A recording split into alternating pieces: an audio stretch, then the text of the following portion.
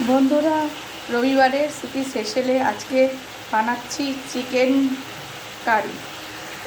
এতে কড়াইতে দিয়ে দিয়েছি তেল, দেওয়ার পরে দিয়েছি তেজপাতা ফোড়ন, তারপর দিয়েছি পেঁয়াজ আর টমেটো একটু ভাজা ভাজা করে চিকেনটাকে দিয়ে দিয়েছি।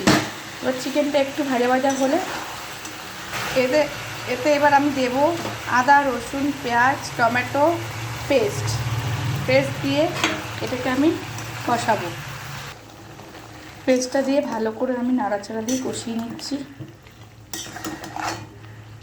বন্ধুরা, আমি এর মধ্যে দিয়ে দিচ্ছি চেরা কাঁচা লঙ্কা,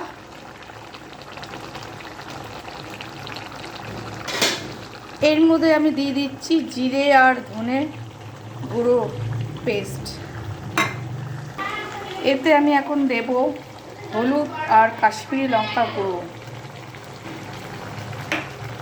এতে দেব লবণ অ্যাড করে দিলাম। মাংসটা তেল বেরিয়ে আসলে কষা হয়ে যাবে। চিকেন কারি এইভাবে বানিয়ে খেয়ে দেখবেন, খুব ভালো লাগে। ভাত দিয়ে হোক, রুটি দিয়ে হোক, সব কিছু দিয়েই ভালো লাগবে।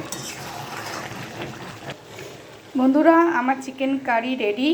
আপনাদের এই রান্নাটা ভালো লেগে থাকলে একটা অবশ্যই সাবস্ক্রাইব করে দিও, বেল আইকনটিটা ক্লিক করে দিও, আর একটা অবশ্যই লাইক তো দেবেন, কমেন্টসে জানাবে আমার রান্নাটা কেমন হয়েছে। ভালো থেকো, টাটা।